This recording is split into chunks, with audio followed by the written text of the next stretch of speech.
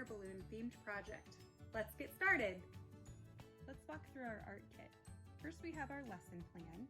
We have a clear plastic paper plate, some colorful tissue paper, some Mod Podge, which is going to be our glue, and that's what's in this little container. There's going to be a foam brush, a paper bag with some holes punched in it, some string, some scratch paper, pencil, and then you might also want to grab a ruler, some scissors, some markers or something else to decorate, and some clear tape. We're going to use all of these items from our art kit to create our own hot air balloon art today. We're going to draw from observation because we're going to look at pictures of real hot air balloons. We're going to use our imaginations to come up with something new and different. And we're going to experiment with a new art process called decoupage, which means gluing items onto a flat surface to create art. Have you ever wished that you could fly? Let's take a moment and dream. Where would you fly? What would you see as you were flying up into the air? How would you get up there?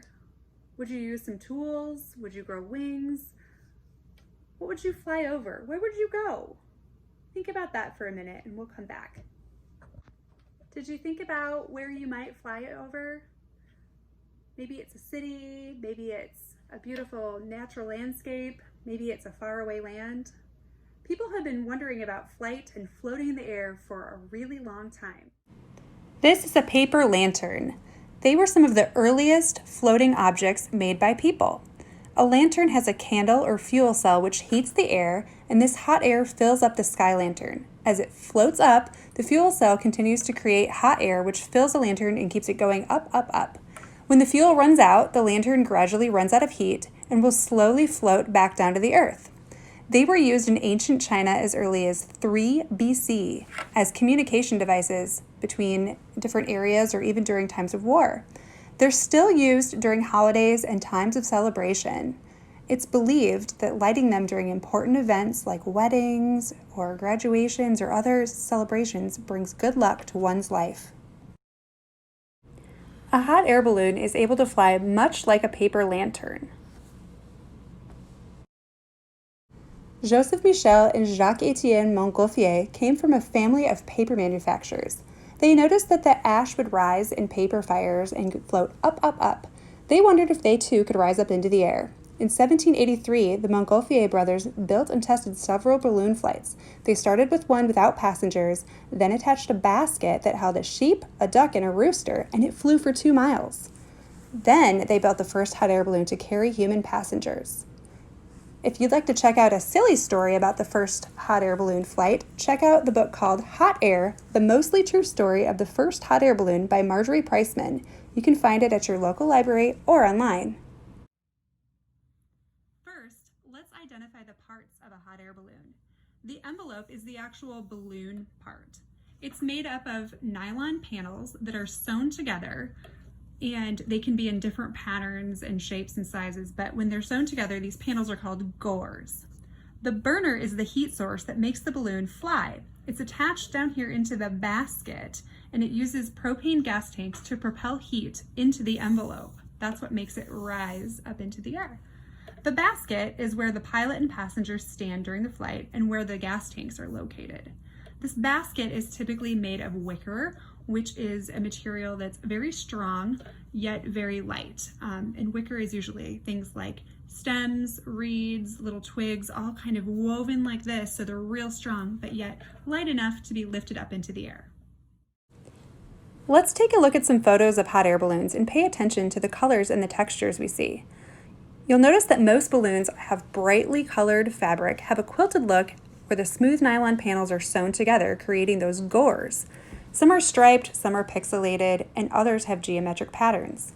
All of the pieces of the balloon, the envelope part, fit perfectly and tightly together to make the round balloon shape. The balloon's basket carries the passengers, the pilot, and the gas tanks that make the balloon float.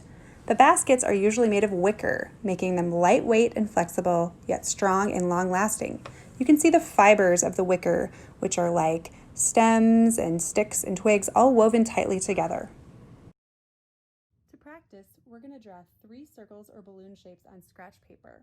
We're going to sketch 3 different hot air balloon patterns. We can add baskets in different shapes and sizes. Remember that the baskets usually have a wicker or woven texture.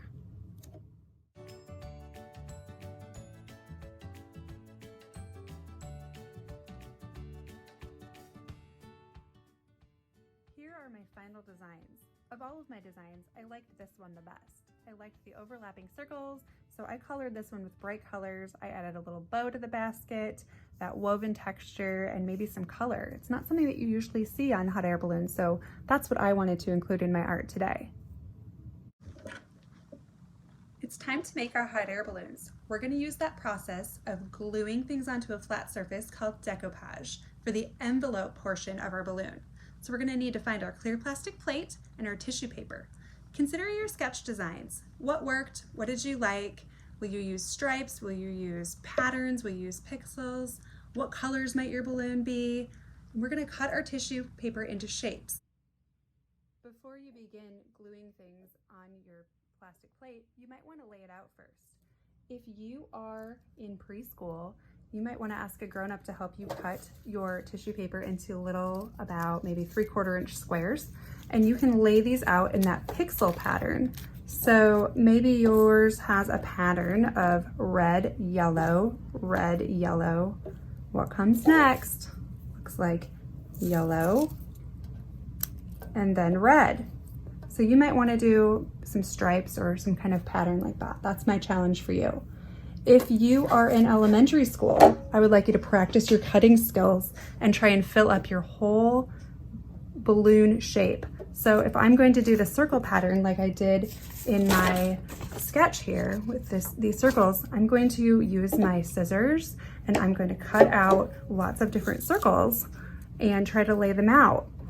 One thing that you're going to want to keep in mind is if we have tissue paper that's coming off of the edge, that's not a round balloon. So what I would do is kind of cut my shapes to fit exactly and fill all of the space. So I challenge you to do that. If you are in 4th grade or older, I want you to consider this round shape of the balloon and try to cut slices to fit in if you have stripes, or if we just had a strip like this, a rectangle doesn't really fit. So we need to cut them kind of in these kind of football shapes in order to fit around that round circle. So we are going to use the decoupage process to make our art today. Let me just show you what that looks like. You're going to need your Mod Podge, which is really just a fancy name for some glue that goes on clear and dries clear, and your foam brush. And what you're going to do is get just a little bit on your brush and you're going to apply it to your plate. So whatever design you're doing, the steps are all going to be the same. So we're going to apply that. See how it looks white? That's about the perfect amount. And if we have too much, just smear it around a little bit more. Then you're going to take your shapes that you want to affix to your hot air balloon and press them down gently into that glue, okay? And then we take just another little layer of this Mod Podge, and we're gonna brush that right over the top like this. So this is how we get things to layer on top of each other, and you can experiment with layering different colors of tissue paper to create new colors. So you can see that I'm adding another layer of glue on top. If I wanted to go ahead and add more circles or more shapes to this, I can sure just add another one right here and just brush right on over the top. Now you'll have to be a little bit careful when you're decoupaging not to wrinkle. I'm gonna try to do it here. See how I just wrinkled that up?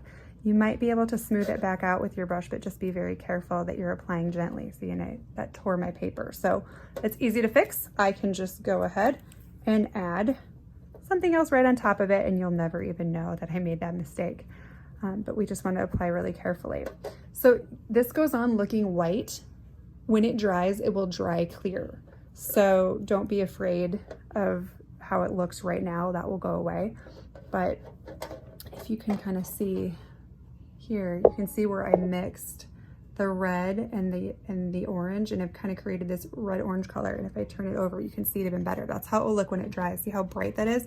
So I've created new colors. Try new things like that. Try overlapping and see if you can create something new. Now that I have my whole balloon circle circle surface covered in tissue paper, I need to add the last layer of Mod Podge over the entire top of it. So just carefully add one final thin layer to kind of seal in all of your pieces. And if you have spots like this where they're overlapping, just be very careful and smooth them out with your glue on your foam brush until the entire thing is covered. You'll want to make sure this is a thin layer so that it dries and protects all of these neat pieces of tissue paper that you've attached. You can set your balloon aside to dry. It will take about at least 20 minutes, maybe a little bit longer depending on how humid it is. In the meantime, find your brown paper with the holes punched in it. This will be your basket. And you'll notice that mine is 2 layers, yours might just be 1, but it should have some holes punched in it. You can decorate this basket and design it to be any way you like. Remember that hot air balloon baskets are typically made out of wicker, which is different twigs and reeds that are woven together to help make them strong, yet still be a light enough basket for the balloon to lift up. So I'm going to design mine to look like wicker, and I might add some fun design elements to it too. Here's what I've designed for my basket. I used a pen to create little lines that suggest that it might be made of wicker, and then I just added a little bit with an orange marker to make it a little bit more interesting. But you can design your basket however you like. You could also take your scissors and cut to be a different shape. Just make sure that you keep these holes because we're going to use those to attach our basket to our balloon. I took my string and I decided to weave mine between the holes on my wicker basket. You could also just open it up and tape it with some Scotch tape to the back. Nobody will see it. But you should have something that looks like this. Somehow your string should be through your basket shape. And then I decided that my hot air balloon really needed a passenger. And like that very first hot air balloon ride, I wanted to use an animal. So I have a really funny little dog. Her name's Millie, and she looks a little bit like this. She has lots of shaggy hair, and she almost always wears a bow in her hair because she can't see otherwise. So I used some pens and some marker to draw a little scratch paper portrait of Millie, and I'm going to just secure her in this basket by just tucking her inside of there, and then I'll secure that with a piece of tape so it looks like she's peeking out the top. You could draw your pets, your favorite animal, a dinosaur, a portrait of yourself, a couple little people, and stick them in the basket. It's completely up to you who's gonna ride in your hot air balloon. So I have finished my hot air balloon.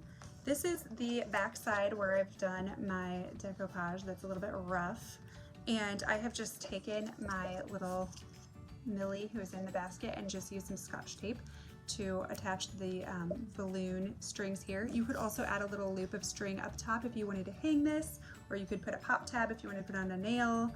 You could hang that any which way you like. But when you hold it up to the light, you can see the beautiful colors coming through that clear plate and your passenger in the basket. So my hot air balloon is ready to soar along with Miss Millie in it. I hope you've enjoyed today's project. I cannot wait to see what you've created. Please share your pictures or videos of you doing the project and your final works with us on our Creative Genius Facebook, or send us an email. Thanks so much. Enjoy.